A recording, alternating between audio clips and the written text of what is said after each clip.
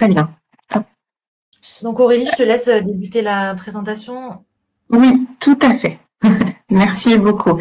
Donc en effet, moi je ne me suis pas présentée, pardon. Je suis donc Aurélie Lessou, je suis conseillère action culturelle et territoriale à la DRAC Île-de-France, à la Direction régionale des affaires culturelles. Et je pilote le programme Culture Santé en lien avec l'ARS pour l'ensemble de l'Île-de-France. Voilà.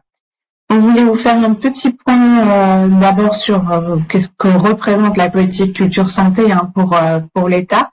Avant tout, c'est un engagement de l'État à garantir à tous le droit à la pratique artistique et culturelle, quelle que soit la situation des individus. Hein. Ça fait vraiment dans la lignée de l'application des droits de l'homme, des droits de l'enfant, mais aussi des droits culturels. L'idée de cet appel à projet qui a lieu depuis presque 20 ans maintenant, puisqu'on arrive aux 20 ans de la politique culture santé en Île-de-France, c'est de renforcer la question de la transversalité avec l'ensemble des politiques publiques pour œuvrer communément avec vous à une société plus inclusive.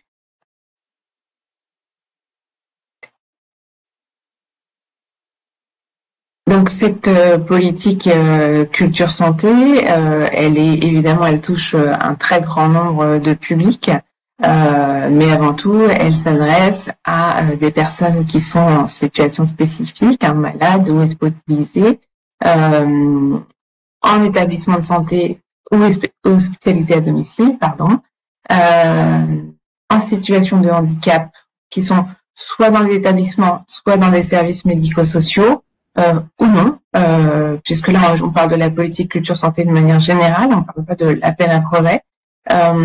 Pareil pour les personnes âgées ou en perte d'autonomie qui sont accueillies ou non en établissement et services médico-sociaux. Et troisième public, c'est les personnes en difficulté spécifique.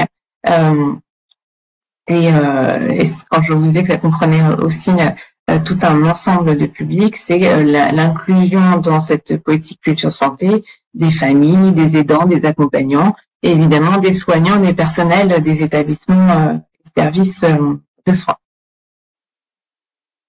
C'est une politique, comme je vous le disais, qui maintenant est assez longue. C'est un engagement assez fort de l'État depuis beaucoup plus que 20 ans maintenant. On arrive presque aux 25 ans de la Convention nationale. Mais en Île-de-France, en tout cas, c'est un engagement depuis 2004. Donc voilà, 31 décembre, on va fêter les 20 ans. Et l'appel à projet s'est très rapidement mis en place en 2005 avec un premier appel à projet culture et hôpital. Et on aura du coup une intégration d'appel à projet en direction des personnes en situation de handicap, en tout cas pour les établissements médico-sociaux, à partir de 2016, donc beaucoup plus récent. Et aujourd'hui, on a un appel à projet qui s'adresse à l'ensemble des publics précités. Et depuis l'année dernière, on a aussi ouvert le dispositif pour les personnes confrontées à des difficultés spécifiques et à des addictions. On voulait vous faire un petit panorama quand même des établissements de soins en Île-de-France. Vous voyez qu'on a un peu plus de 1000 établissements médico-sociaux en Île-de-France avec une répartition à peu près à 55% en tout cas d'établissements pour les adultes et une autre partie pour les enfants avec un tout petit chiffre de services mixtes enfants-adultes. Voilà pour les établissements médico-sociaux. Et du côté du soin, on est à peu près à 2000 et quelques structures, notamment avec 926 lieux d'accueil de personnes âgées, avec 460 hôpitaux, avec une répartition sur les et les hôpitaux plutôt médicaux, chirurgie obstétrique, avec une présence à citer vraiment importante de 170 000 professionnels hospitaliers en Île-de-France.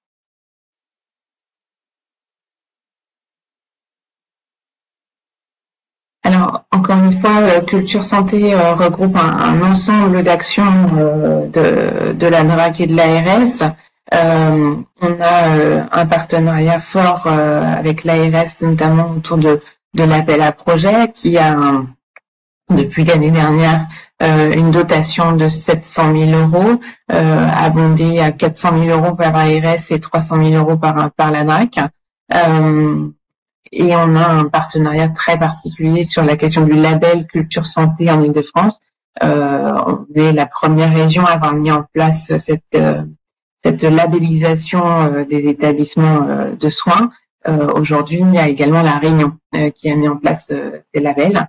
Et on a un dispositif d'accompagnement spécifique autour de résidences territoriales, de résidences longues, mais qui va amener à se transformer dans les années à venir.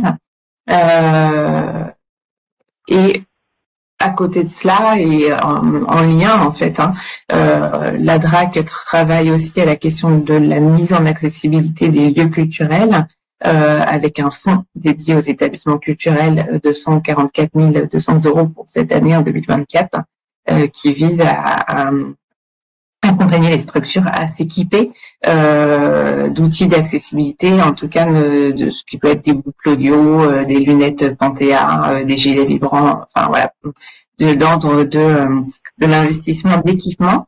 Et dans l'ensemble des politiques publiques menées par la DRAC, quels que soient les dispositifs et les thématiques disciplinaires, on va dire, on a une attention importante à la question de l'accessibilité et de l'inclusion qui a été marquée cette année par des projets portés dans le cadre des Jeux paralympiques.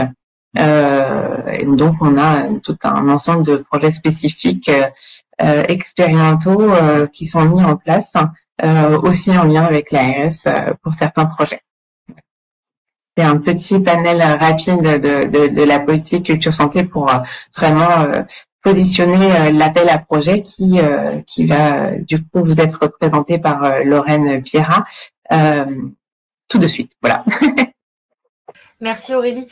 Donc oui, voilà, Lorraine Pierrat pour l'ARS, je me représente. Je suis pas la seule à être chargée du coup du suivi du dispositif culture et santé pour l'ARS, parce que comme vous l'avez vu juste avant, plusieurs publics sont concernés par le dispositif culture et santé, donc pas que les personnes en situation de handicap, même si moi donc je suis à la direction de l'autonomie, plus spécifiquement sur le public en situation de handicap, mais ça concerne également les personnes âgées, les personnes confrontées à des difficultés spécifiques et les personnes soignées dans les établissements sanitaires. Donc, il y a d'autres directions de l'agence qui sont concernées, pas que la direction de l'autonomie. Donc, aujourd'hui, je représente l'ensemble pour ce webinaire. Donc, on va vous parler plus précisément de l'AAP, qui est, je pense, le sujet qui vous rassemble nombreux aujourd'hui. On vous remercie de vous être connectés. Donc voilà, l'AAP Culture et Santé. Donc l'objectif, c'est vraiment de favoriser le développement de partenariats entre les établissements de santé et le milieu culturel pour vraiment favoriser l'inclusion et encourager l'exercice des droits culturels des personnes accompagnées, que ce soit voilà, en structure de santé ou médico-sociaux. Pour la simplification, quand on va dire établissement de santé, aujourd'hui, on parle bien du médico-social et du sanitaire compris. Voilà, c'est un peu une façon d'inclure tout le monde dans la formulation.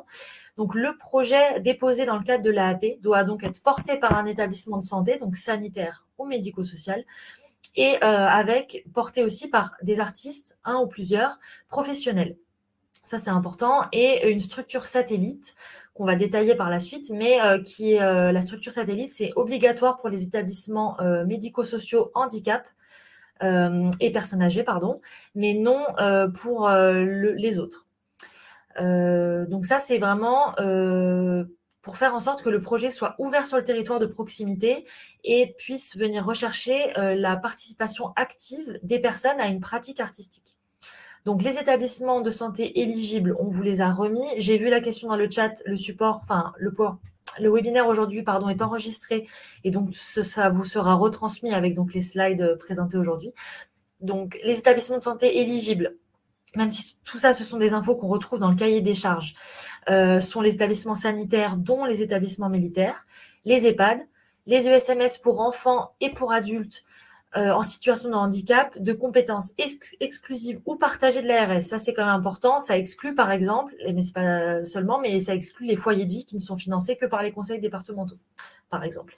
Et donc, les ESMS pour personnes confrontées à des difficultés spécifiques, là, vous avez et addiction, vous avez une liste exhaustive. Donc, l'IALT Soins Santé, LHSS, les LAM, les ACT, etc. Donc, vous retrouvez la liste. Donc, l'appel à projet. Donc, comme le disait Aurélie, ça fait... Il y a une question justement sur les éligibles, les CPTS. CPTS, donc ça, c'est du côté sanitaire. Donc, a priori, sauf si je me trompe, a priori, oui.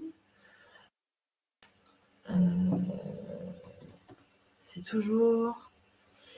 a priori, oui. Après, c'est sûr que dans le sanitaire, jusqu'à présent, ce sont surtout des hôpitaux ou hôpitaux de jour qui sont concernés parce que c'est aussi des modalités plus simples d'organisation puisque les patients sont accueillis dans des unités, etc., qui font que les projets ont été portés par ça. Donc, on a peu de projets en exemple soutenus portés par des CPTS, mais ils sont pas donc, je vois beaucoup de questions sur les établissements adultes médico-sociaux, donc ESAT, femmes, EAM, c'est compris dans, c'est ce que je vous disais, ESMS pour adultes en situation de handicap, de compétences ARS. Donc, on ne va pas faire la liste exhaustive. Justement, il y en avait les autres années. Aujourd'hui, on a exclu la liste exhaustive parce que dès lors qu'un établissement pour adultes en situation de handicap est financé par l'ARS ou cofinancé, il est inclus. Donc, je ne vais pas revenir sur l'ensemble à ce niveau-là. Donc, peut-être les GEM ne sont pas compris. Hein. On est d'accord. Les GEM, alors ça, c'est un statut un peu particulier, mais ce ne sont pas des établissements médico-sociaux en tant que tels. Donc, à ce niveau-là, a priori, non, mais ça, je pourrais... on aura nos comptes. Vous avez les contacts de l'ARS, de la DRAC, sur les différents sites, notamment le site de l'agence qui reprend la publication de l'AAP, etc. Donc, à la limite, pour ce type de questions spécifiques sur des... vous pouvez me contacter et je vais regarder, mais j'aurais tendance à dire que non pour les GEM. Et oui, les structures privées sont éligibles, hein, il n'y a pas de distinction privée-publique. Non. Dès lors que, encore une fois, c'est vraiment, mais ça c'est pour des questions purement, pas purement, mais budgétaires, administratives, c'est qu'on ne peut pas verser de l'argent à un établissement qu'on ne finance pas. Donc là, une fois qu'on a dit ça, déjà pour le reste, ça simplifie beaucoup vos questionnements, j'imagine, puisque vraiment, ce sont les établissements financés par l'ARS qui peuvent être éligibles, et de la même manière, les artistes professionnels, et c'est aussi pour ça que c'est comme ça que la DRAC peut verser ses subventions. Donc, j'entends un micro, mais... Pardon, hop. Donc oui, pour continuer, mais vous aurez un temps de questions-réponses juste après. Donc l'appel à projet, comme le disait Aurélie, ça fait plus de 20 ans, donc plus de 800 projets ont été soutenus depuis 2005. Là, on est pour l'année dernière environ à 63 projets soutenus en 2024, c'était 36 en 2017. Donc, on voit quand même une forte explosion des projets soutenus, notamment depuis aussi l'ouverture au médico-social, puisque on voit que 63% des demandes à l'AAP concernent le secteur médico-social. Donc, on voit vraiment que ce sont des acteurs qui sont impliqués dans ces questions-là et qui proposent des projets. Là, vous avez un visuel des disciplines représentées dans l'AAP jusqu'à présent, donc avec une forte majorité du théâtre, à 29% des projets qui concernent la discipline du théâtre, la danse à 17%, les arts visuels, la musique, et ensuite tout un tas d'autres disciplines comme le livre et la lecture, les arts de la rue. Il n'y a pas de discipline que nous on vient prioriser par rapport à d'autres, pas du tout. C'est ouvert à vraiment l'ensemble des disciplines artistiques dès lors que ce sont un artiste ou des artistes professionnels qui proposent. Donc il y a aussi c'est libre à la créativité et aux propositions originales aussi. Mais encore une fois, on ne vient pas prioriser une discipline par rapport à une autre. C'était pour vous montrer l'étendue des possibles. Donc l'AAP est ouvert, donc ça vous l'avez vu sur nos réseaux si vous êtes présents aujourd'hui et que vous êtes connectés, donc est ouvert actuellement pour 2025, donc on a changé le calendrier de l'appel à projet. Les années précédentes, c'était ouvert en début d'année pour une réponse au courant du mois de juin pour un financement la même année.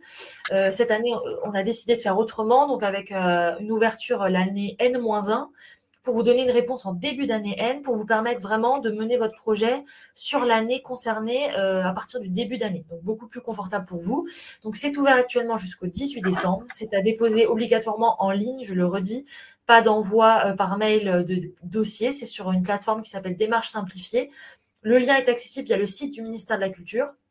Donc, voilà, quand vous tapez AAP Culture et Santé, on a aussi mis les informations sur notre page Agence régionale de santé et on renvoie de toute façon bien, le lien renvoie bien au site du ministère par lequel il faut accéder pour aller sur démarche simplifiée. Donc, suite au dépôt des candidatures, il y a une étude des dossiers qui est partagée entre la DRAC et l'Agence régionale de santé, et donc avec une commission de sélection des projets qui interviendra, du coup, là on n'a pas de date exacte, mais en début d'année 25. Qui vient donc analyser les projets retenus avec aussi des représentants d'usagers et des mécènes. Donc, c'est une commission mixte qui vient se prononcer sur les projets retenus et non retenus. Et donc, les montants attribués aussi. Donc, pour vraiment le cœur du sujet de ce qui est attendu comme critères vraiment principaux dans l'AAP. Donc, la première chose, c'est que les projets doivent vraiment être co-construits. Donc, on l'a dit tout à l'heure, c'est les 3 partenaires, la structure de santé, la structure artistique et la structure satellite qui, comme je l'ai déjà dit, mais je le redis, on l'a redit plusieurs fois, est obligatoire pour les ESMS du secteur personnes âgées et personnes handicapées, mais seulement facultative pour les établissements sanitaires et les ESMS pour les personnes à difficultés spécifiques, même si c'est toujours encouragé. Même quand c'est facultatif, ça reste encouragé, mais ce ne sera pas un critère d'élimination, entre guillemets, du dossier. Et quand on dit structure satellite, c'est vraiment une structure de tout type. Ça peut être un autre établissement médico-social, ça peut être une association sportive, ça peut être une école du quartier, ça peut être un groupe de lecture d'une bibliothèque. Toujours est-il qu'il faut qu'il y ait un public associé à cette structure satellite. Par moment, on a des dossiers qui nous présentent une structure satellite qui vient, je ne sais pas, amener un peu de matériel, amener un lieu, mais il faut vraiment, c'est dans une logique d'ouverture sur le territoire et de rencontre entre les publics. Donc, l'idée de la structure satellite, c'est qu'elle puisse permettre une rencontre entre les publics. Donc, voilà. Mais sa nature est très ouverte. Les partenaires, donc ça c'est aussi très important. Chaque année on a des petits, on voit des petites surprises par rapport à ça. Les partenaires ne peuvent vraiment déposer qu'une seule demande par an. Donc dans une candidature d'AAP, il ne peut y en avoir qu'une par an, que ce soit en tant que porteur ou que satellite. Et ce critère concerne tant les structures de santé que les porteurs culturels. Donc ça c'est important. Un porteur culturel ne peut pas s'engager sur 2 projets et de la même manière une structure de santé non plus. Et aussi, un même partenariat pourra être soutenu 4 ans maximum, pas forcément consécutif, parce qu'il peut y avoir des petites interruptions, mais 4 ans maximum et pas au-delà.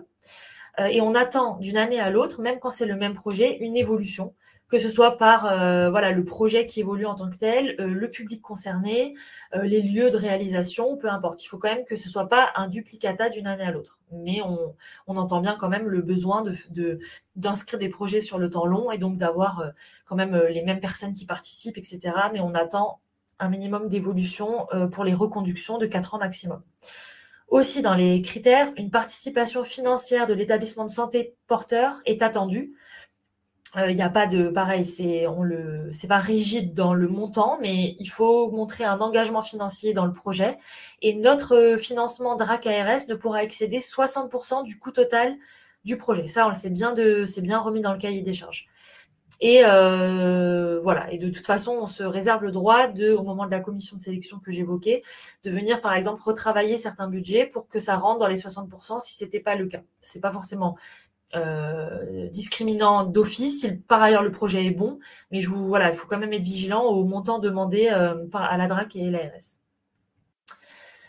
Pour donc les autres critères de l'AAP, c'était déjà évoqué, mais là on le redit, c'est vraiment pour moi l'une des choses les plus importantes, la participation active des personnes accompagnées.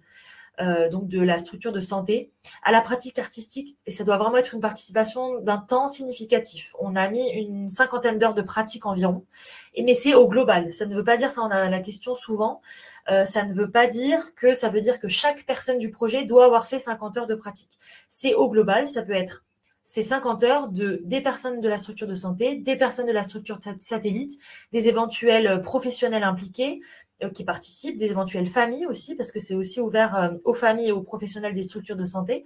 Donc, c'est 50 heures globales dans lesquelles les artistes vont intervenir pour faire pratiquer les personnes. Mais c'est pas 50 heures par personne.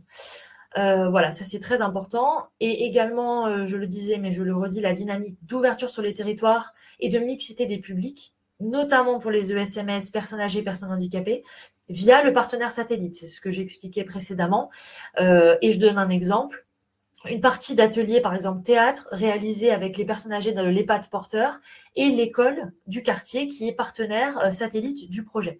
Ça, c'est un exemple, mais encore une fois, c'est pas du tout rigide et strict. C'est voilà, juste pour illustrer. Le parcours artistique et culturel qui fait écho au travail de création artistique proposé dans le projet, qui vient permettre du coup un accès aux œuvres et aux lieux artistiques. Ça doit être donc systématiquement envisagé et proposé aux personnes. Voilà, donc le parcours artistique et culturel, qu'est-ce qu'on entend concrètement? C'est des propositions complémentaires liées toujours voilà, à la proposition artistique principale qui peut être par exemple des ateliers théâtre.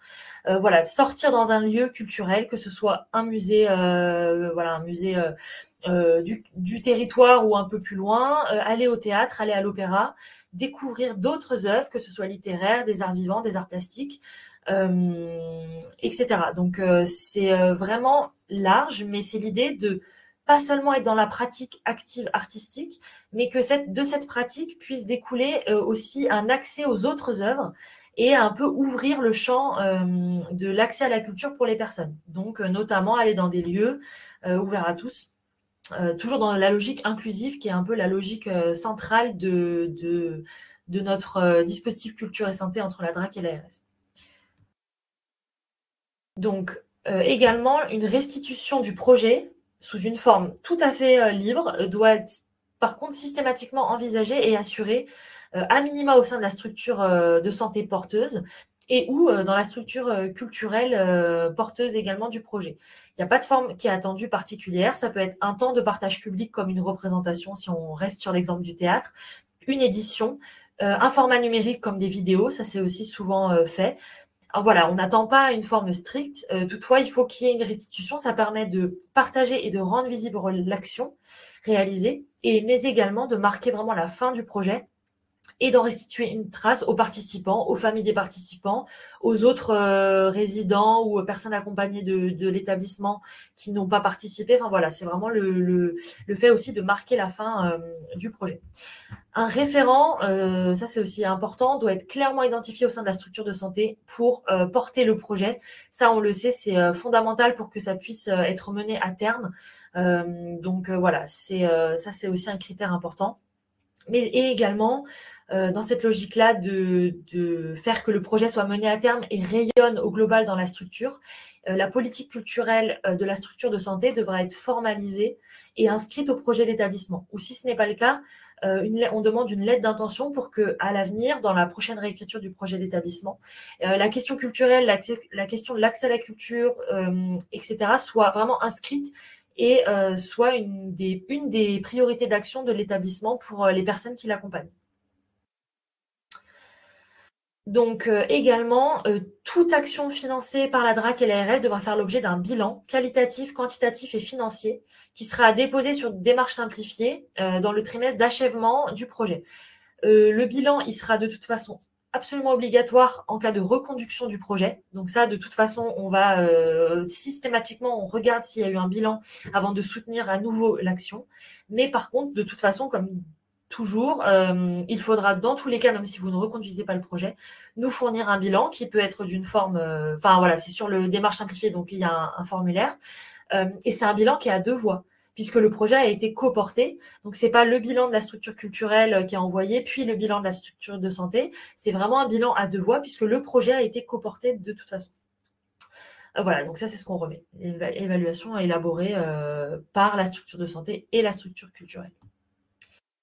Donc, ça, c'est donc tous les critères principaux. Et pour reformuler aussi et remettre vraiment les choses très clairement, ne pourront être retenus les projets par des établissements ne relevant pas du champ de compétences de l'ARS Île-de-France. Donc, c'est ce que je donnais pour exemple tout à l'heure, les établissements pas financés par l'ARS. Ça, c'est voilà, très clair. Les projets de porteurs ayant candidaté plusieurs fois à la même campagne d'AAP, c'est-à-dire au sein de la même année, c'est ce que aussi j'expliquais, il ne peut pas y avoir plus d'une candidature par an par porteur. Les actions ne relevant pas d'un projet cohérent inscrit sur l'année ou sur plusieurs mois à minima. Donc, c'est vraiment l'idée que c'est un projet qui a un début, qui a une fin et qui s'inscrit sur un temps plus ou moins long, mais à minima d'1 an. Voilà, et non pas un projet ponctuel qui se tiendrait sur une seule journée. C'est ça que je voulais dire par là.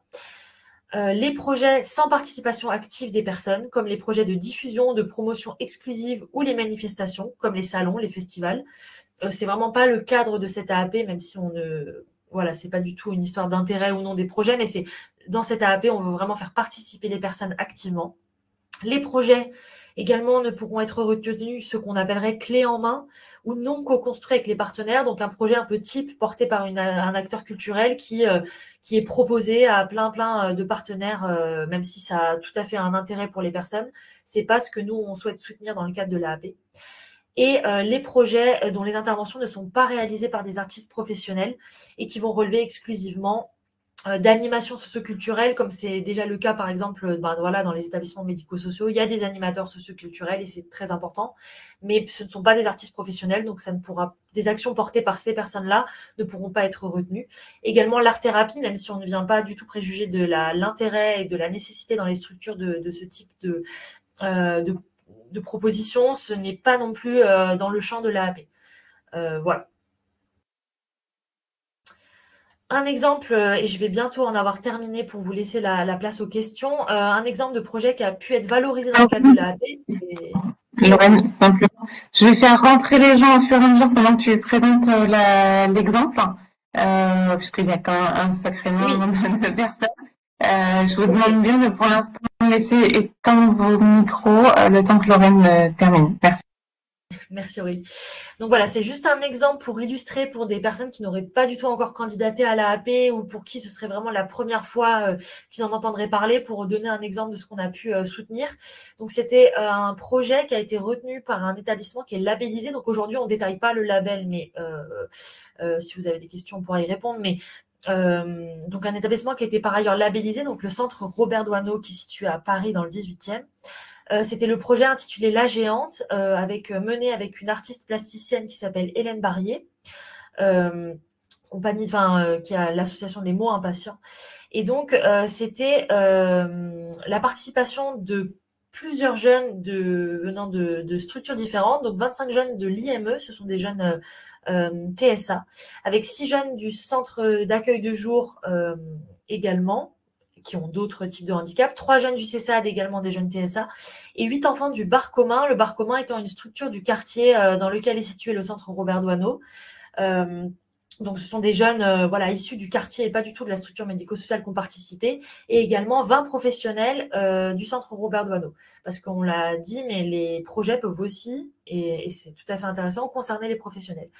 Et donc voilà, c'était un projet pour venir vraiment créer vous le voyez sur la photo, mais pas que, mais c'est en partie ce qui a été créé, la géante. Donc c'est une sorte de grande marionnette géante qui a été personnalisée par les enfants. Et donc ce projet a été restitué au centre 104, situé dans le 19e arrondissement, au bar commun partenaire, qui est un lieu vraiment ouvert sur le quartier, et également dans la médiathèque du centre Robert Doisneau, qui est ouverte également sur le quartier. Et aujourd'hui, cette géante, en tout cas il y a peu de temps, était toujours dans l'établissement et utilisée par les enfants au quotidien pour se poser, voilà. Donc c'est un exemple, c'est pas du tout le seul, il y en a plein d'autres. Je suis allée à la restitution également l'année dernière d'un projet de théâtre. Voilà, donc il y a plein d'autres exemples, mais c'était juste pour illustrer et surtout montrer ici le projet vraiment dans une rencontre entre plusieurs publics différents. C'était ça aussi qui était intéressant. Donc voilà, j'en ai terminé pour la présentation. Donc c'est maintenant le temps des questions et des réponses. Aurélie a au fur et à mesure ouvert vos micros. Je vais déjà ouvrir le chat. Il y a eu beaucoup de questions pendant que j'intervenais. Donc sur les établissements éligibles, on y a un peu répondu. Voilà.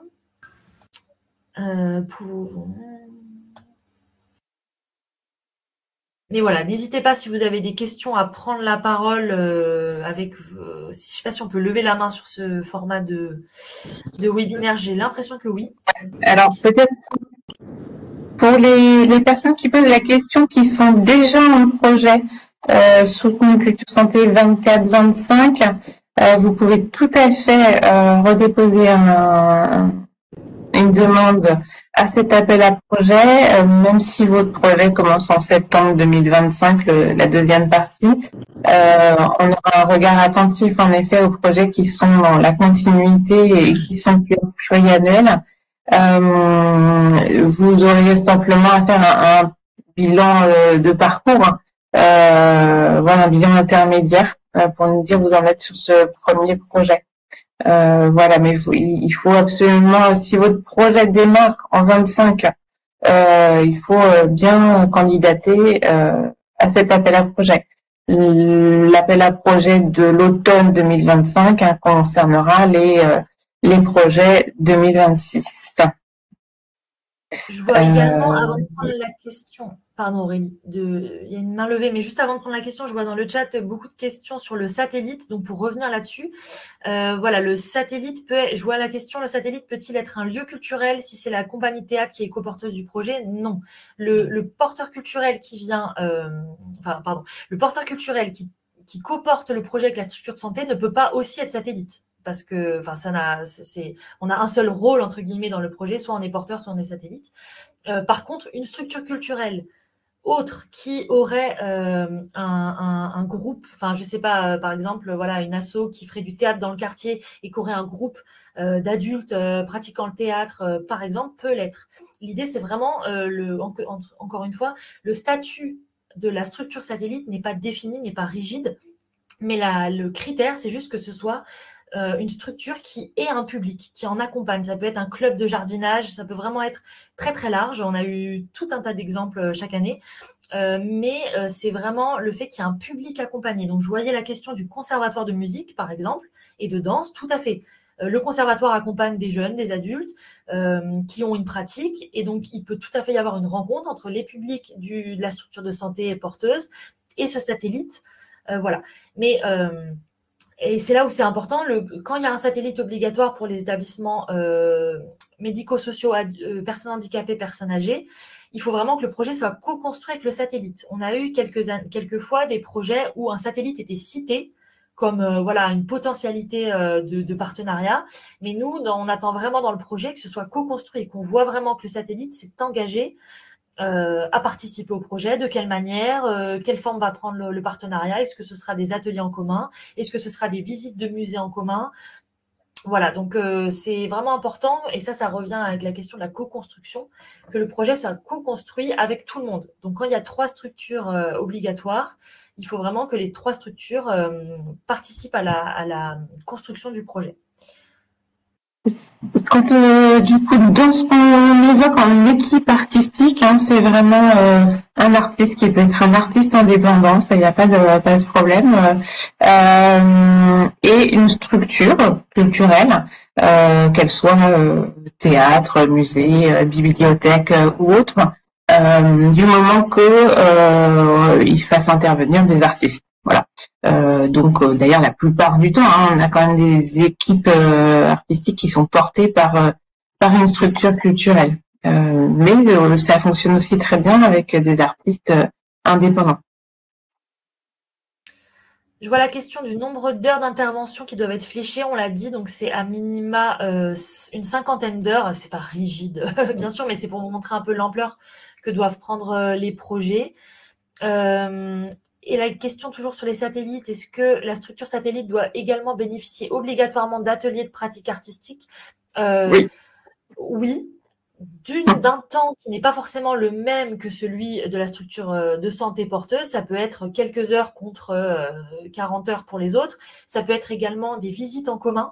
Ça, c'est aussi intéressant. On le voit des fois où les structures, la structure satellite, la structure de santé font des ateliers à part, sans être tous ensemble. Par contre, au moment des visites, par exemple, aller à une représentation à l'opéra, par exemple, ils y vont tous ensemble.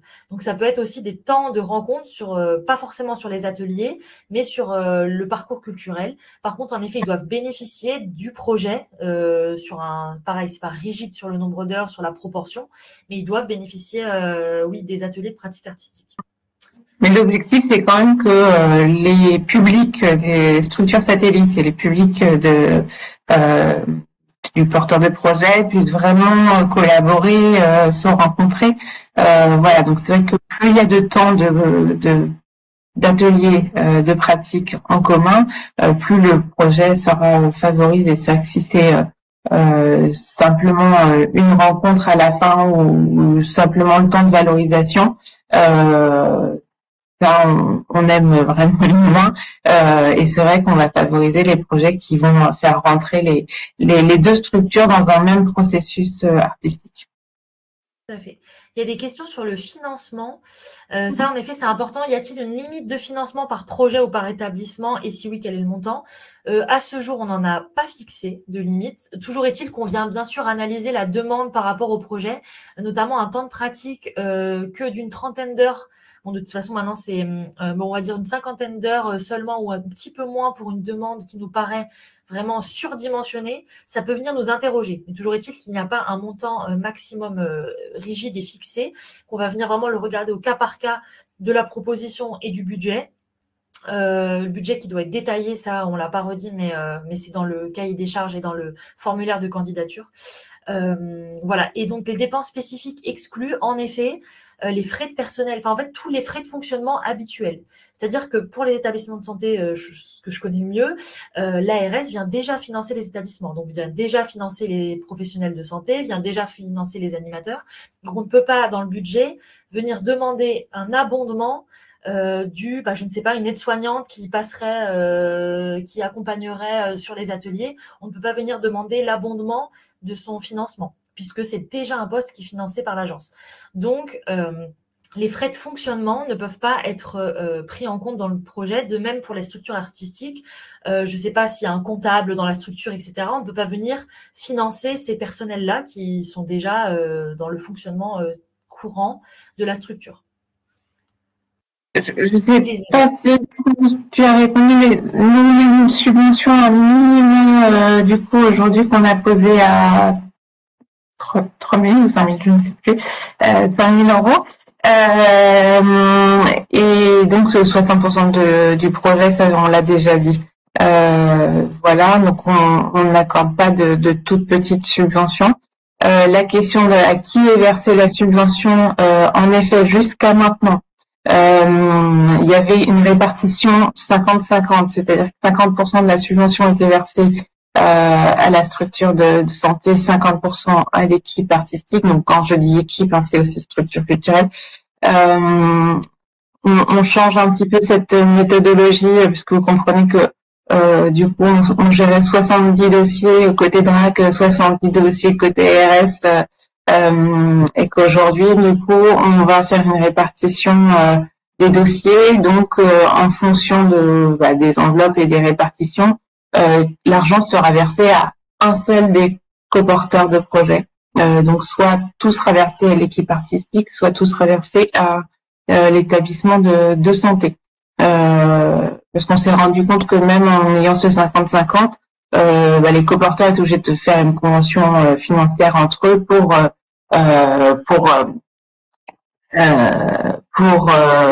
reverser l'argent à l'équipe artistique, puisque les 50% de la subvention qui était versée par la DRAC ne suffisaient pas à couvrir l'intervention totale, le coût total de l'intervention artistique. Donc voilà, ça entraînait beaucoup de papier pour tout le monde. Donc à partir de cette année, ça sera une seule subvention à l'un des coporteurs. Pour la question de la structure satellite théâtre, pardon, non, en fait, du coup, les équipements et structures culturelles sont considérés soit porteurs, soit partenaires culturels. On n'est pas dans cette ouverture des partenaires satellites. Après, parce qu'on identifie surtout des lieux qui accueillent des publics régulièrement pour être impliqués dans un projet. Donc c'est pas le périmètre un peu des satellites. En revanche, par exemple, si il se trouve que il y a un groupe pour des pratiques amateurs dans le théâtre, qui est des cours de théâtre en régulier, on pourra tout à fait ouvrir la question du satellite à un établissement culturel qui aurait donc un groupe identifié sur l'année qui peut être présent et impliqué dans le projet. C'est ça, le vrai critère pour le satellite, c'est un lieu qui accueille du public. La nature, ensuite, encore une fois, on n'est pas rigide en se disant ah c'est un théâtre, on va même pas regarder, pas du tout. On va regarder en quoi c'est un satellite. Donc en effet, comme le disait Aurélie, un groupe d'amateurs qui fait du théâtre dans un lieu, ça peut tout à fait correspondre. Donc vraiment, faut retenir que c'est un lieu qui accueille du public pour qu'il y ait une rencontre entre les publics. Je voyais, oui. Oui, excusez-moi, comme j'ai levé la main depuis un petit moment, ça m'évitera juste de décrire. Bonjour, juste donc pour être bien clair sur le satellite, donc un lieu qui accueille du public, donc un projet où il y a un ESMS porteur, une activité théâtrale donc par le partenaire. Est-ce que les partenaires satellites peuvent être une école plus une autre ESMS et par exemple une salle de spectacle? Oui, il y a souvent c'est un seul satellite, mais dans le formulaire de candidature, il y a ouvert la possibilité à ce qu'il y en ait plusieurs, et ça peut être plusieurs satellites qui sont partenaires sur des modalités différentes. Donc en effet, l'école que vous citez peut tout à fait être le lieu qui accueille du public et donc il y aura des ateliers en commun, par exemple. Et en effet, les autres peuvent proposer une autre façon de s'intégrer au projet. Mais oui, il peut y avoir plusieurs satellites et ce que vous citez semble tout à fait correspondre. Je vous remercie. Il y avait une autre main levée alors, c'était vous. Il y avait une autre main levée tout à l'heure, mais non, elle a baissé. Peut-être que la question était dans le chat. Désolée, comme on gère le chat et les questions et les mains levées, c'est un peu compliqué. Vous déposez communément. Qui dépose le projet, c'est une question d'un porteur de projet. Du coup, vous allez vraiment remplir le formulaire sur démarche simplifiée communément, et donc vous portez la demande communément. L'appel à projet prend-il en charge les frais de déplacement des artistes et des publics bénéficiaires à mobilité réduite? Alors, voilà, nous, le financement, il va essentiellement à l'intervention artistique, mais ça couvre aussi parfois d'autres frais de cet ordre-là. Comme on n'est pas, du coup, nous, sur un financement global du projet, mais on ne dépasse pas les 60%, voilà, à vous de répartir. Mais nous, c'est vrai qu'on va flécher essentiellement sur l'intervention artistique et parfois, donc, le financement permet de couvrir quelques frais, mais c'est à vous de vous organiser pour cela. Je voyais une question qui est relative au fait de déposer du risque de déposer plusieurs candidatures. Si l'établissement sanitaire dépend d'un service d'un hôpital, cela veut dire que l'hôpital ne peut pas déposer plusieurs demandes. Alors ça, pas forcément, parce que les hôpitaux, c'est comme un peu les organismes gestionnaires côté médico-social. Un seul OG, un seul hôpital peut avoir plusieurs établissements. Nous, ce qui va vraiment compter, c'est l'existence juridique de l'établissement. Le FINES, il faut que chaque établissement qui dépose un dossier ait un FINES propre et indépendant. Donc, un même hôpital, s'il a une unité psychiatrique qui a une existence juridique administrative propre et par ailleurs un hôpital de jour ou je sais pas, ou pédiatrique, ça peut tout à fait être deux candidatures qui vont être analysées et non pas exclues parce que ce sont vraiment deux entités administratives distinctes. C'est juste qu'on ne versera pas deux fois de l'argent à la même entité juridique. Mais voilà, j'espère que ça répond. Il y avait la question, Aurélie, peut-être plus pour toi. Est-ce que déjà l'équipe artistique doit être connue et déjà financée par la DRAC pour être retenue? Et est-ce qu'il est possible pour les conservatoires d'être satellites et de faire en même temps une demande DRAC participation à la vie culturelle et politique territoriale? Oui, alors, en effet, il n'est pas obligatoire d'être connu par la DRAC ou déjà financé par la DRAC. Voilà, c'est aussi les avantages des appels à projets, puisque c'est l'idée aussi de pouvoir repérer d'autres équipes artistiques. Donc non, il n'y a pas du tout d'obligation en ce sens. Alors, les équipes artistiques, les structures culturelles peuvent tout à fait, déposer des demandes divers sur l'ensemble des dispositifs de la DRAC, notamment participation, transmission culturelle, en sachant que c'est un appel à projet, c'est une ligne de demande de subvention qui est généralement plutôt réservée à des projets que nous-mêmes conseillers on a fléchés. Mais vous pouvez par exemple, donc je prendrai pas l'exemple de la ligne transmission démocratisation culturelle, mais si vous voulez par exemple porter un projet culture justice, PJJ ou autre établissement de justice, vous pouvez tout à fait le faire et porter un projet aussi en milieu de soins. Ça, il n'y a aucun souci. En revanche, évidemment, il ne faut pas que ça soit le même projet qui concerne les mêmes publics. Vous ne pouvez pas faire deux demandes sur deux dispositifs différents pour un même projet qui concerne les mêmes publics. Voilà. Il y avait des questions aussi de calendrier. Donc pour la réponse, la date de la commission donc interviendra. Donc déjà, il nous faut le temps d'instruire les nombreux projets.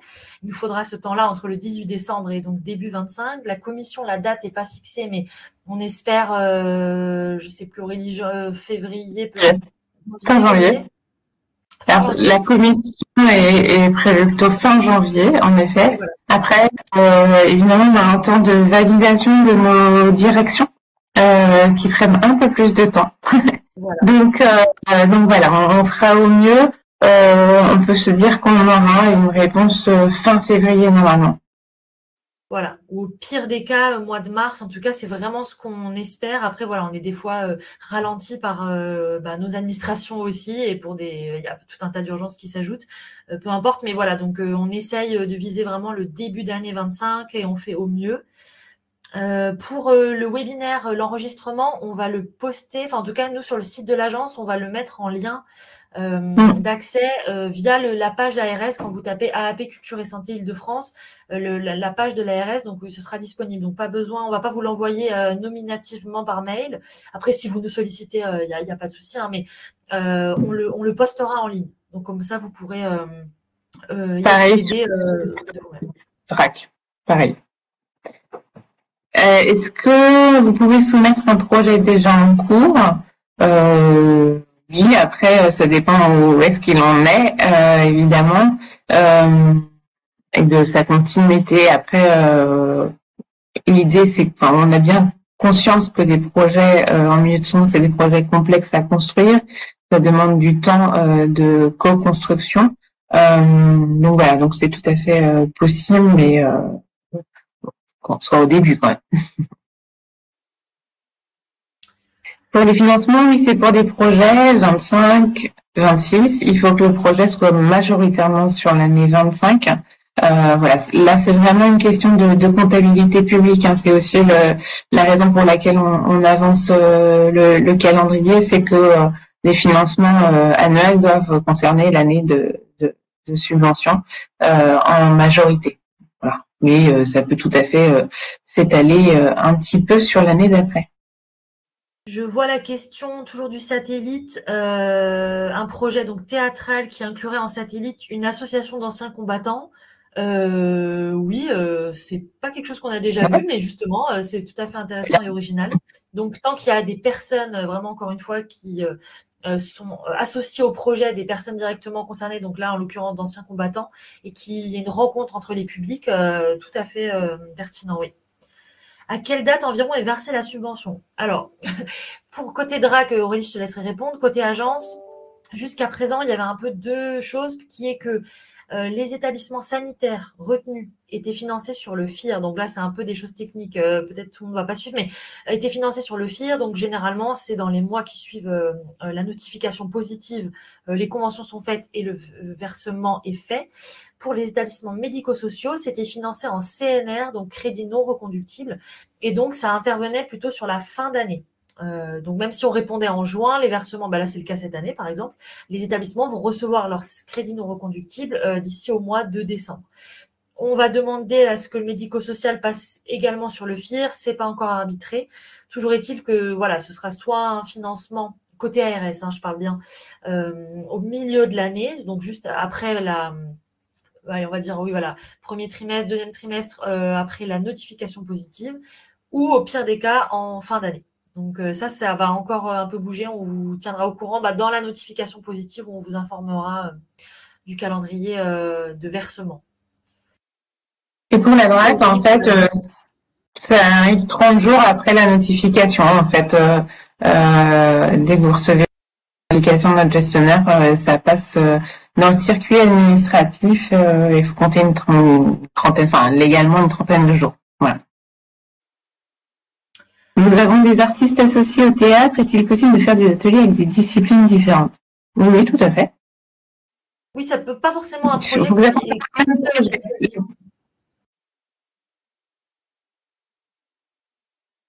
Pardon, Lorraine. Oui, en effet, vous pouvez avoir plusieurs intervenants artistiques avec des disciplines différentes, du moment qu'en fait c'est pensé et réfléchi dans un processus global et dans un projet commun.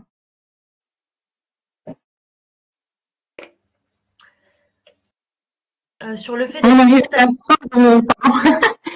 la fin du webinaire. Voilà, on a encore quelques temps pour ceux qui restent et qui veulent des précisions. En effet, Lorraine, tu as peut-être repéré encore une question? Non, il y avait le fait de nous contacter directement pour être accompagné dans la mise en œuvre d'un premier projet. Chaque année, jusqu'à présent, c'est ce qu'on faisait. On se rendait bien disponible pour vous accompagner. C'est pour ça que déjà, cette année, on a fait un format webinaire pour essayer d'élaguer au maximum les questions un peu génériques. Parce que voilà, vous imaginez bien que ça nous mobilise beaucoup sur le temps à disposition pour vous. Toujours est-il qu'on reste disponible et que vous pouvez nous contacter pour vraiment des choses très spécifiques sur votre projet. Encore une fois, on vous demande quand même de bien lire le cahier des charges qu'on a rédigé pour être le plus clair possible. Ce webinaire, quand il sera publié, vous pourrez y revenir pour vraiment élaguer au maximum les questions d'ordre général, mais on se rend toujours disponible pour vous accompagner plus en proximité sur des projets vraiment spécifiques. Ouais, c'est vrai que là, du coup, le calendrier est très serré et moi, pour vous avouer, j'ai très peu de disponibilité jusqu'à 18 décembre en tout cas. Donc, faut pas nous contacter pour nous présenter simplement votre projet, même si on adore ça et on est toujours ravis de découvrir les projets. Mais malheureusement, notre calendrier ne le permet pas. Donc, vraiment, c'est en cas de problématiques très spécifiques. Et puis, n'hésitez pas en tout cas à nous faire aussi des mails et ça, on y répond beaucoup plus facilement. Un nombre de personnes attendues dans le projet? Non, il n'y a pas de quota, on va dire, de personnes impliquées. Après, voilà, au regard du budget qui est posé en face, évidemment, on est attentif à ce que le projet ne soit pas conséquent pour 5 personnes. Voilà. Pour les départements, pareil, on n'a pas un quota en se disant on attend X dossiers de tel département. Toujours est-il que ça reste un appel à projet régional et qui a vocation vraiment à rayonner sur l'ensemble de la région. Aujourd'hui, forcément beaucoup de projets parisiens, même si on est très content, mais voilà, et certains départements peut-être moins. Donc on n'a pas de priorité, mais c'est vrai qu'on diffuse vraiment l'information partout et on aimerait qu'elle prenne de la même ampleur partout. Donc je pense au 95 l'année dernière qui a déposé moins de projets. On n'a pas vraiment d'explication, mais toujours est-il que on reste vigilant à ce que ça soit diffusé partout, mais on ne va pas venir prioriser spécifiquement. On reste attentif en priorité à la qualité du projet et de la proposition. Mais voilà. Après, il est vrai que dans les établissements parisiens, surtout dans les hôpitaux, on sait qu'il y a beaucoup d'endroits qui sont presque saturés en fait de projets. Il y a à la fois la présence des établissements publics nationaux parisiens dans certains hôpitaux. Donc c'est vrai que lors de la commission, on n'a pas cette attention-là. En revanche, c'est vrai que quand on discute avec les porteurs de projets, etc.,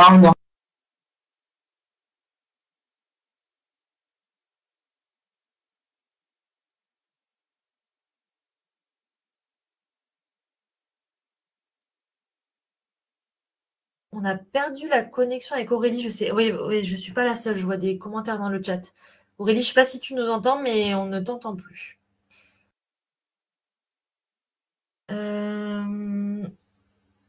Bon, j'espère qu'elle va nous rejoindre pour finir sa phrase. Il y avait une question avec le changement de calendrier. Est-ce que le projet peut être resserré sur 2-3 semaines?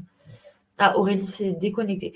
Resserré sur 2-3 semaines, ça me semble quand même court dans le sens où, certes, le calendrier a bougé et ça, on est bien conscient que ça implique du coup des organisations particulières pour vous. Oui, Aurélie, tu nous rejoins. Tu nous entends? Pardon, j'ai été déconnectée. Donc, si tu veux finir ta phrase, n'hésite pas. Je répondais sur la question, est-ce que le calendrier, comme le calendrier a bougé, est-ce que le projet peut être resserré sur 2-3 semaines seulement? Ça me semble quand même, enfin, peut-être un peu court sur un projet qui est censé être plutôt annuel, mais bon, je te laisse.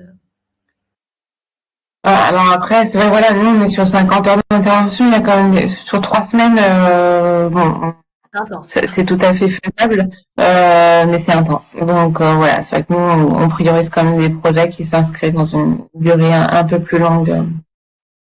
Tout à fait. Voilà, je ne sais pas s'il reste des questions pour ne pas trop déborder, mais comme on a commencé 5 minutes en retard, on a commencé 5 minutes complémentaires, je ne vois pas de main levée. Non. Et dans le chat, j'espère qu'on a répondu à la plupart de vos questions.